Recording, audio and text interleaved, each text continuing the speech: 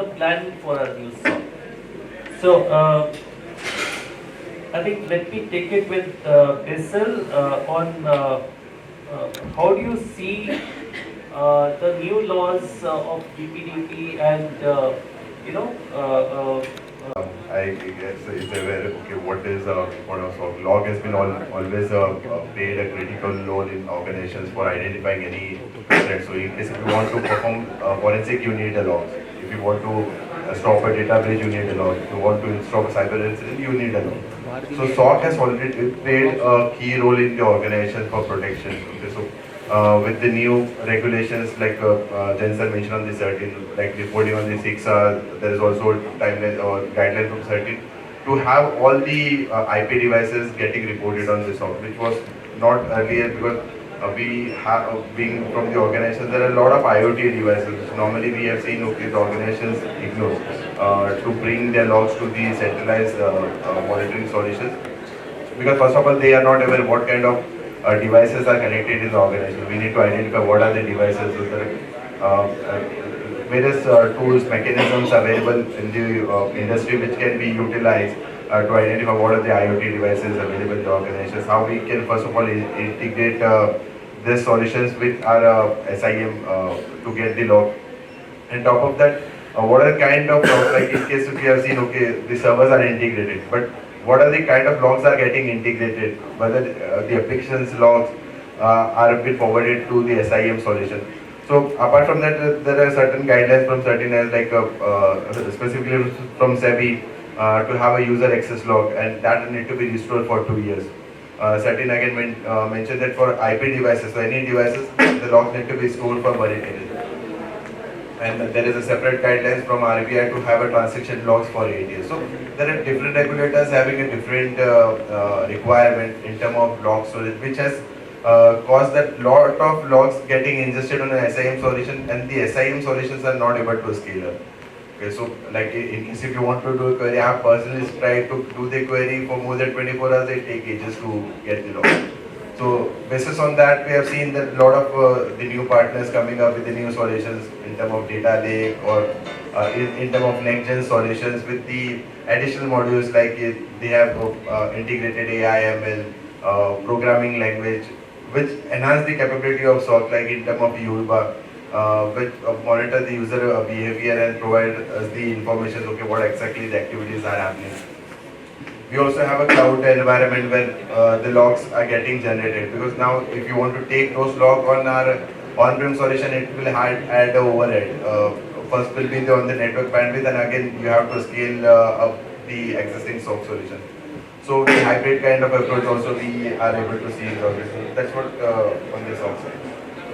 So just to take it to Aditya, how do you see the change in tools and practices affecting the current SOC practices? What do you see really happening there? Good morning, everyone, and thank Basil for setting the context. So I think SOC has been there for a long time, but what we are seeing is SOC started off as a compliance thing, wherein there is a regulator, people have to keep logs, follow certain guidelines. Those things are changing now. Now our discussions are moving on to more of what is the value the SOC can give to the enterprise. How fast can you detect any new attack through the SOC, or how fast can you respond? So I think a lot of discussions have moved from compliance to use case. Customers have started understanding that, okay, this is my environment. Will this solution work in my environment or not? Just because it is working somewhere else doesn't mean that it can work in our environment also. So understanding the context, whether it is a bank, it's oil and gas, or a manufacturing, that becomes very important in today's context. It can't be a copy paste that you have built a SOC somewhere else and you can just build it in some other industry. So one is a clear demarcation we are seeing in understanding of the value that a SOC can give. Second is the expectation from a service provider. Earlier, SOC was used for a monitoring purpose only. Now, the entire security incident life cycle is to be taken care by the service provider. Whether it is reporting, remediation, detection, it is the expectation of the SOC service provider to do everything end to end. That's another change we are seeing. Third is intelligence coming into the SOC. While logs are good, they are important. What is the intelligence that is coming along with the tools? So whether it is threat intel, or it is user entity behavior, or network monitoring, I think all these things are coming into the SOC, which are very, very important. So from a visibility perspective, what we are seeing is attack surface is increasing day by day. We know how much data we have on our mobiles, on our laptops.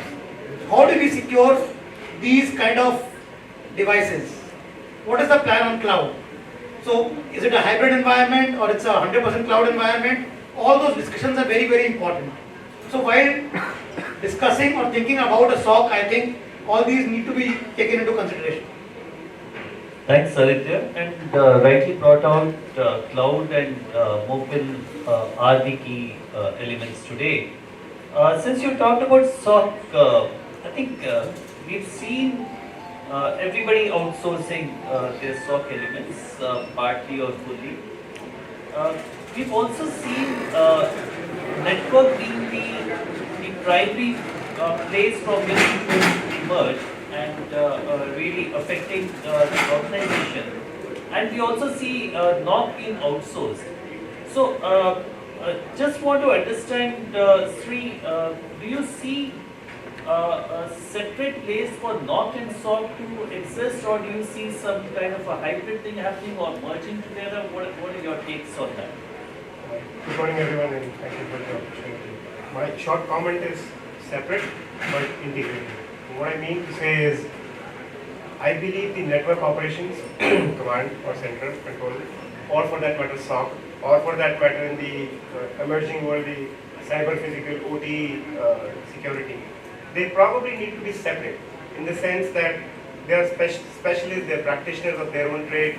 They need to have a very contextual view of how things operate. The network guy is primarily interested in uptime, primarily interested in making sure my traffic flows from left to right, north to south in a fashion that's designed, but might not be looking at the thing around how this triggers the security aspect.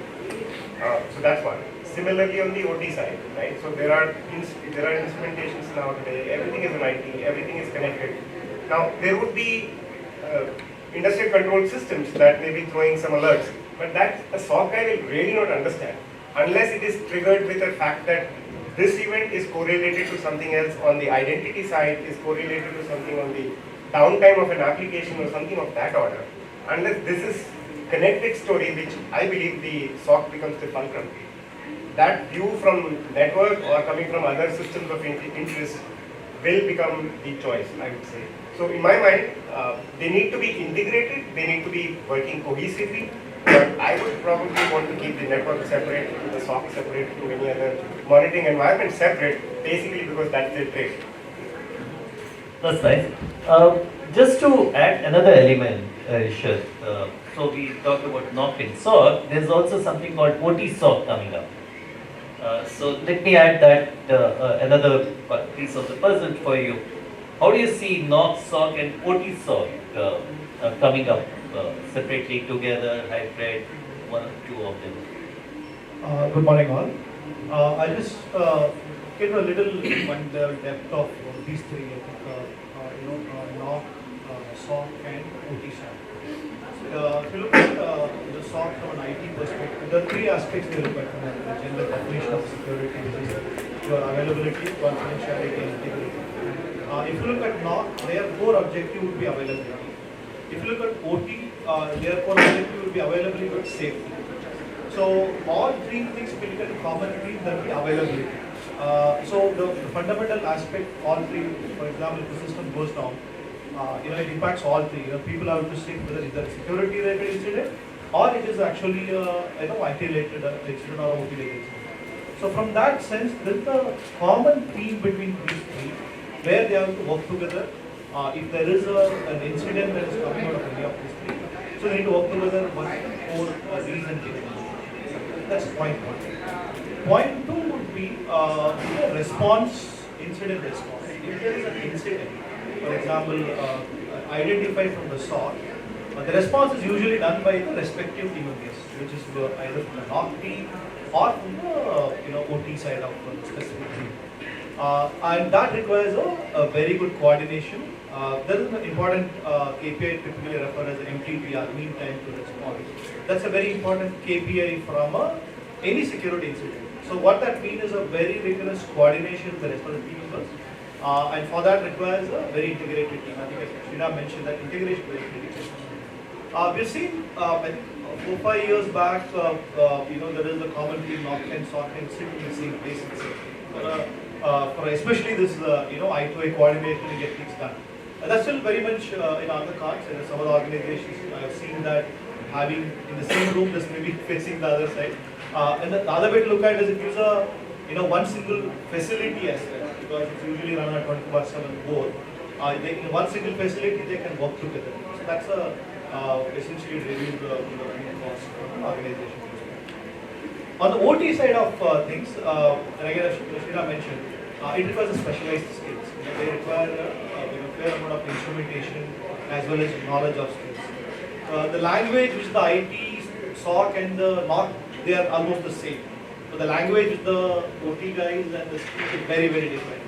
And for the OT SOC, you need to have a specific OT specialist who understand the language to be managing the case.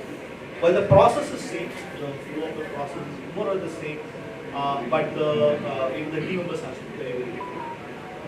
But having said that, because of this IT-OT convergence, a lot of integrated elements coming into place, some of those technologies like firewalls and including some Windows or the Linux systems manning the OT, they are like a kind of IT devices. So there are a lot of commonalities there. A lot of organizations are looking forward to having IT-OT integrated. So essentially to give a benefit of having a consistent process and give a visibility of the entire organization. And what we see primarily for a large enterprise having a significant So just to expand Rishad ahead, OT is supposed to be a kind of a air gap systems, and well protected within an enterprise. So do we have this OT SOCs kept outside or near the edge, or what is the typical take on that? I agree with you. That used to be the case of fair amount of segregation. This is why I said the convergence is a bit of closeness happening. But nevertheless, there is sufficient controls in place. For example, instead of a two-way firewall, it's a diode firewall, it's only one-way traffic going on. So certain kind of controls are in place. The reason being the visibility of the system that's going on inside. It definitely, that air gap is slightly reduced over the last few years. It's never completely physically segregated. So the structures that we used to have earlier might have come about a change with the new age tools that are coming in and the laws that have come in. So what do you think as far as the structures are concerned? What are the changes required in them to support these new processes, tools, and I guess the primary element, and it's probably not a huge change in structure as such. The core element I've observed in my experiences is the lack of actually cohesiveness, lack of collaboration. It's almost like a silo operating in isolation. Real bringing the fruition together. So that structure should be the foundational design element of how whichever outsource or not setups that you do in terms of SOC. That's one. The second is the focus on what are your regulators asking for? What's your primary need for A, your market, B, your customers, and your own organization in the first place. So how do you make sure that from a timeliness, from a capability perspective or capacity perspective, you're stood up for those challenges. And these changes are going to be very, very dynamic, very random. You really can't prepare for everything, but therefore to make sure that the left hand talks to the right hand, and aspects like purple teaming. You often look at the penetration tester going ahead and making a change is just a notification and not really connecting the dot on the SOC side, and vice versa. The SOC guy is just looking at the traffic, making a note, raising an alert and so on, without really understanding what the penetration tester is trying to do. Those kind of things should become a common sort of awareness fabric between these type of teams. So cohesiveness, integrated awareness, and I'm talking more on the human element largely because I think that's where the challenges are. If I may, because we talk about the integrate, because a lot of time we get the devices because it's not every time the security team or the SOC team are involved where the devices are being, because business also buy some of the solutions which are not even informed to because in terms of shared IT environment. So this all need to be integrated. The use cases, because normally we depends on the partner, because most of the time the SOC we have seen that it gets outsourced to the partner. So kind of understanding they have from the organizations, because as we got to hear from Aditya, there is no solution which fits for all the organizations. So it has to be customized, depends on the organization requirement. Use case has to be customized. I was the other time when, as he mentioned on the purple team, we had done a red teaming exercise. And we found that there are a lot of attacks which get missed through AD because those kind of use cases were not configured, and that was specific to our organization. So that has to be scaled so that it can be detected in a much better way and then can be protected. So just to extend further, Basil, so security is a very important aspect for any organization, and you being CISO, what in your thoughts is the fact about outsourcing of the SOC? Should that be done? Should that be kept in-house, totally managed, partly managed? What is your take as a CISO on the outsourcing part? Yeah, I love to keep everything on site unless I get the commercial support. But we have seen that because the kind of expertise which comes with the partner, generally because red teaming access we have seen, okay, most of the time it get outsourced. It's similar to the SOC. Because you cannot have a guy, red teamer sitting on the premises and doing the activity. Because this red teamer, they work on the different projects, they work on the different environment, and depends on that, they bring that kind of input and they perform the activity. And if you have a red teamer sitting inside, he will have the understanding only for the organizations. Similar to the SOC piece, if they are not seeing what is happening within the industry, that's the reason the threat intels and all that come into picture. So that we cannot have everything on this. I think outsource will be there and it will continue for long. So one of the, I think, aspect would also be the resource availability on service. Yeah. And the kind of skill gap is the main issue which I think which is causing for the outsource. Right. Like Yeah. right on that point. Yeah. So I think that there is no silver bullet in this case that you can outsource everything or you can insource. It has to be unique to each and every environment. When outsourcing looks good, you need to understand what is available in the market. But end of the day, it is more important what you understand about your own organization, how critical it is, and how you are able to sell security within your organization. That becomes important. So I think it has to be a mix and match. While outsourcing is good, but as he also said, human element becomes the key. With so much automation happening and AI coming in, I think it is important to know where to use AI and where to have the human touch. And that's going to be the differentiator. Ishit, how do you see it panning out strategically? So I think if you look at the classic definition, core versus non-core, we have seen organizations who consider cybersecurity very very critical from a success or from an organization perspective. They typically have it in-house. Majority or rather, if you look at the size of the organization also huge. So most of these organizations tend to have it fairly in-house. But at the same time, the organization doesn't consider predominantly manufacturing organizations. Though information security is important, but they don't have the sufficient skills or people to manage. They typically tend to outsource it. But another point to look at is that this is an ever-evolving field. The technical requirements that is required from even compared to IT, it's a far more from a security perspective. So very very difficult for an organization to have that within house. there is a continuous churn of people, especially people don't want to work in shift countries basis. So, and to have a longer career path from that perspective. So, typically, to retain them is a very challenge. So, organizations tend to outsourcing. So, other way to look at from the same outsourcing situation would be from the facility perspective. It requires a 24/7 capability to run. So, it was a little more long cost perspective. It's far more efficient for the people to outsource rather than having it in-source as well. So that's another element from the organizations to look forward to an outsourcing. Yeah. If I may add, there are also elements we're probably thinking about SOC from a monitoring standpoint only, but then there are other fringe, if I may say, elements that contribute to the program. I think intelligence part of it. Now, it's ideally suited that the researcher is doing only research. The SOC guy kind doing research probably will never work. And that going back to my belief that specialists for the work, right? So that intelligence will not probably come from unless it is outsourced or partnered, if I can say that. Likewise, the forensic analysis, which is sometimes often required for credibility outside of the organization, independent.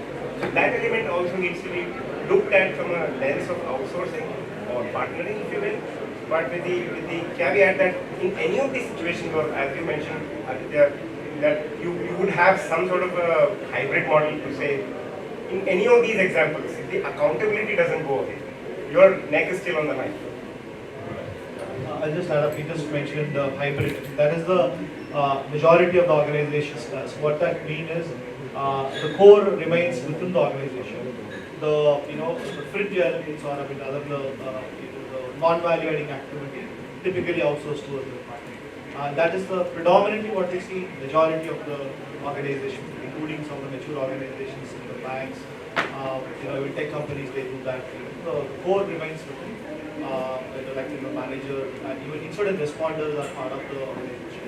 But the L1 analyst or the junior level people are typically outsourced to outside organizations. So I think typically resourcing or expertise which is in-house and can be retained in-house, you typically do it. Exactly. And these are long-term ones, like governance, incident response. They're fairly long-term, and then it comes into even in our day-to-day business operations. And they typically do that. The specialist services. Exactly. Yeah, great. So by and large, we felt that outsourcing would be a kind of a required way of managing SOC. What do you think, Sri, should be the areas that we should look at when we going for outsourcing? So typically, threat intel, operational capabilities, and so on. So what are your thoughts should be the primary areas? Yeah, so as a design structure, I would say it's important to correlate to what your market and what your industry is, and then consume services that you need to satisfy that. Be the regulators that impact your world, your business, and your customers' business. I live within an organization which serves like 700-800 customers worldwide. Their challenges also become our challenges. So therefore, to keep an eye on all of those becomes important. Now, can I solve for all of that? No, answer is not going to be true. However, the awareness of it and connecting the dot as to here's my customer's pain point, which might become my pain point, and therefore to look through the lens of where do I get this threat intel service from? Will that satisfy a market which is politically not stable for some other customers, etc. All of that become important decision factors. So choosing the right layer of service, if you look through the life cycle from just not massaging the logs that you get, connecting it to the business context that you have, connecting it to the emerging threats like tactics and the practices that attackers are currently using, and how do they relate to your environment.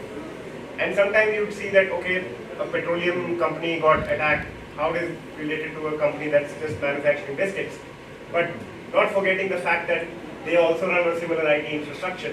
The vulnerabilities that get thrown are kind of the same, and therefore if you stick to the fundamentals there, that element becomes important. So for me, it's a function of where the capacity is required, where the capability is required, and what kind of credibility you need to establish for what purpose is how I move with it. So Aditya, what do you want to add on while selecting partners in these capabilities?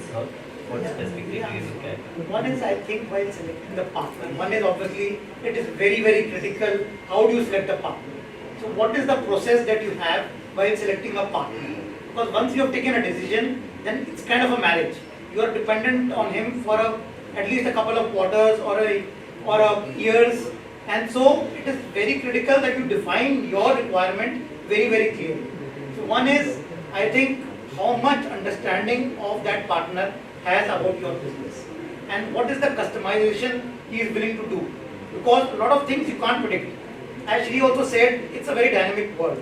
Once you have chosen a partner, he should be able to kind of work with you through that whatever time it's there. It cannot be that it's not there in the contract, he is not flexible, it's not mentioned, it's a commercial impact. So I think that flexibility and that thought process of that outsourced service provider, how much he is able to fine tune or be flexible in your environment. I think that is one of the very, very key differentiators one has to look at. Second is, I think, while looking at a partner, I think we are not focusing too much on detection. I think a lot of effort is going in monitoring and in response. But the key is how early do you detect and how do you detect that. So I think that is where I think a lot of effort has to go for both the parties, the customer and the partner, to sit down and see that, okay, what are the different techniques and how do we keep on improving this thing. It is not just a one-time contract, it has to be regularly evaluated and kept on improving. Great. If I may add, yeah.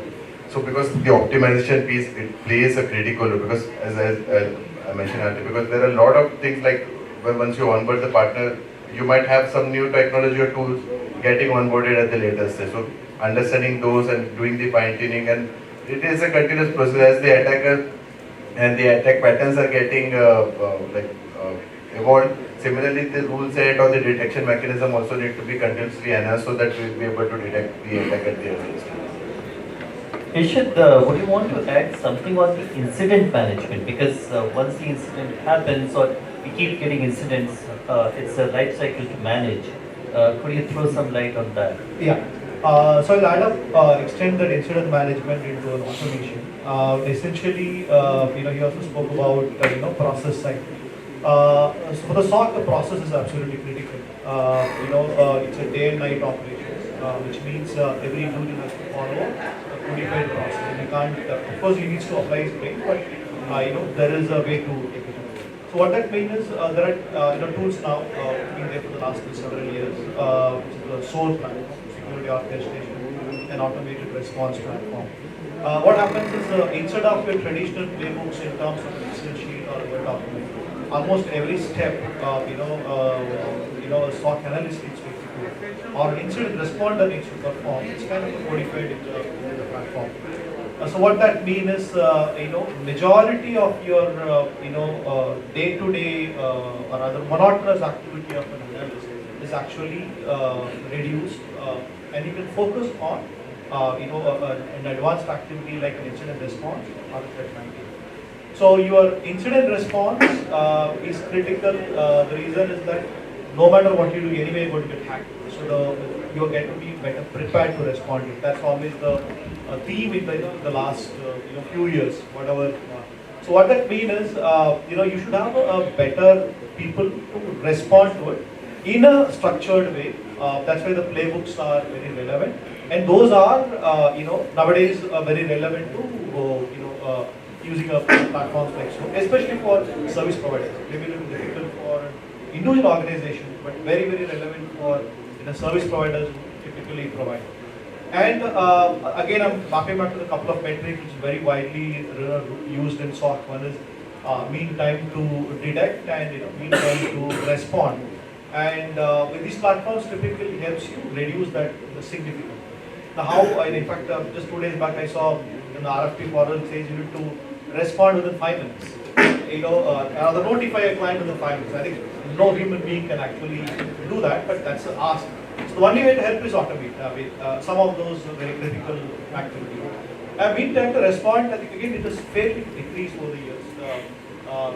That is because of the capability from a detection. We spoke about the detection and a focus towards comprehensive detection, especially leveraging micro attack techniques and so on and so forth. So our ability to detect a shorter time is reduced, and from the response perspective as well, it's fairly reduced over a period of time. Just to add, because Ishan mentioned something on private, I was also talking to partner. Partner mentioned, okay, I'll be able to detect within 5 minutes. How is it possible?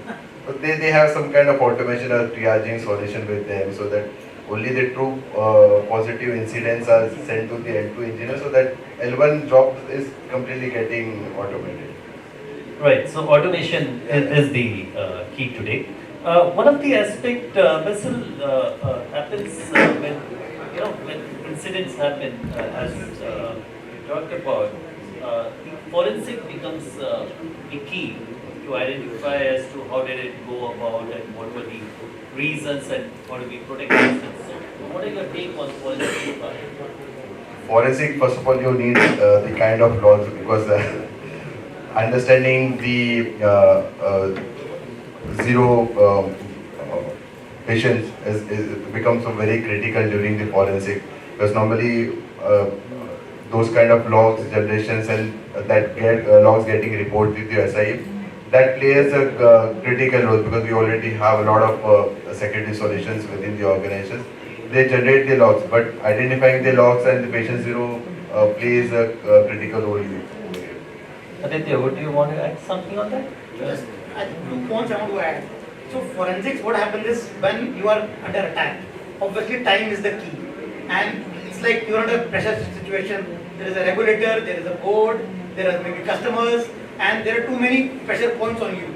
And because of time pressure, I think it's important what you are collecting. Because we have to decide, is it a data problem or it's a human problem?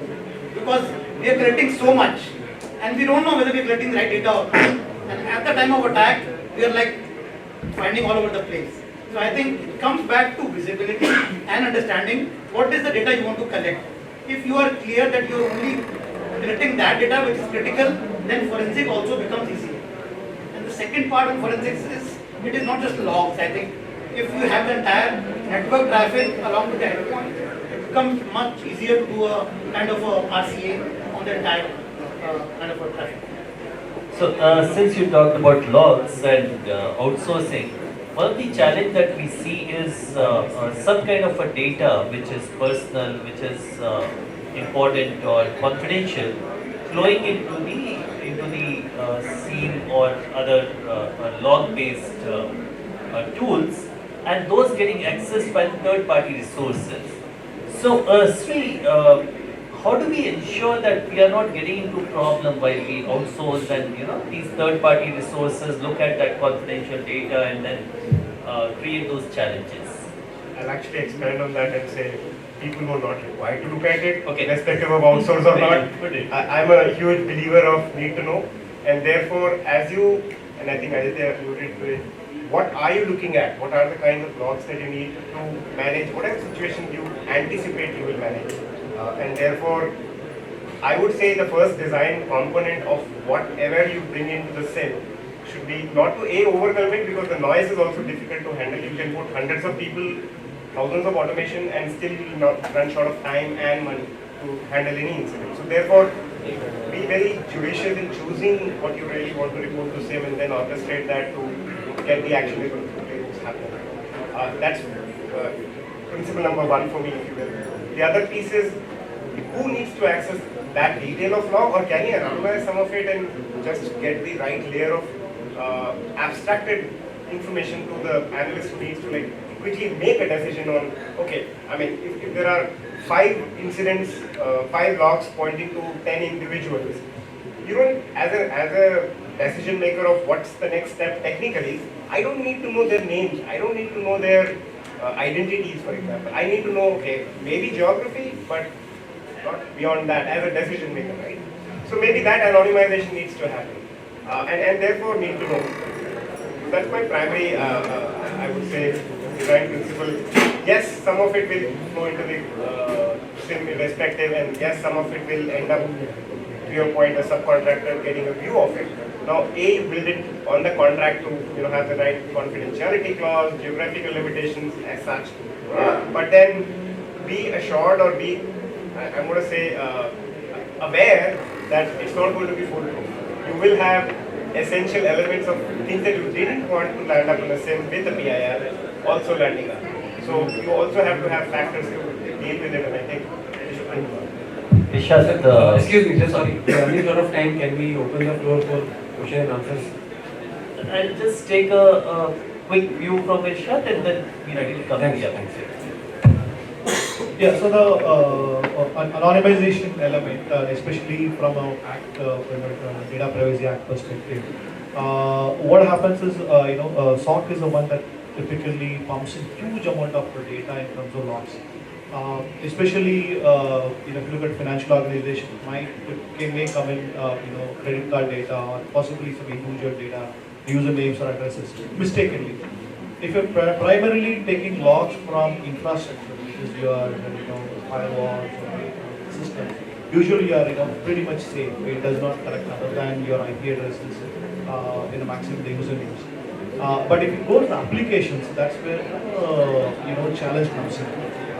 The application logs are done by developers. Of course, there is a fair amount of knowledge of security nowadays, but you never know what logs coming in.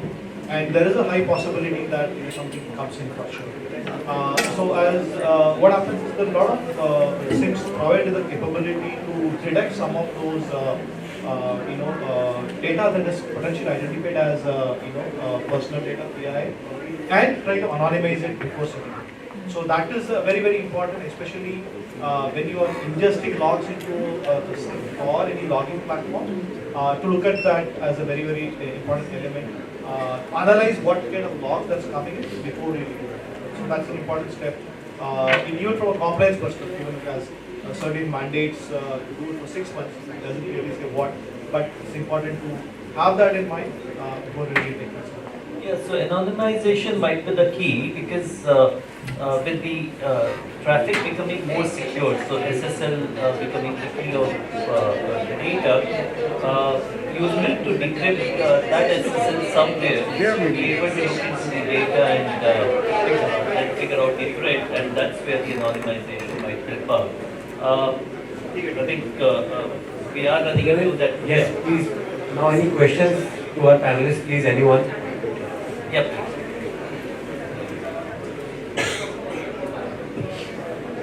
My question is to the entire panel, your collective experience. How do false positives really impact the mean time to detect and to red line? And what is the correlation or the impact of that, the rule reviews and the frequency of that? In your experience, practically, where do companies need to compromise?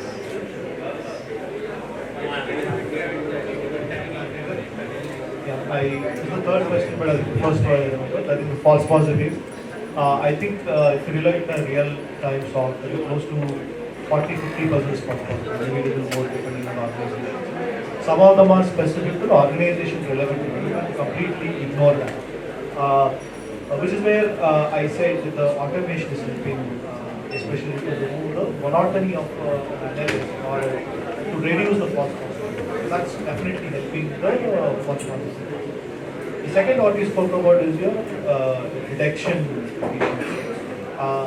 Again, speak the last real-time quality is the detection engineering. Essentially to look at detection not as a rules problem, but more as an engineering problem.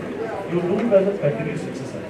So the way the development has come like a CI/CD pipeline, someone is looking at continuous journey. It's not many times we have seen clients asking, do you do a review once in a month, once in a quarter? No, it's not that process. It's become a very continuous process. Of course, you may do a comprehensive review, maybe once in a quarter or so, but otherwise, your detection efficiency, I would rather use the word, detection efficiency in terms of percentage, how accurately you detect it.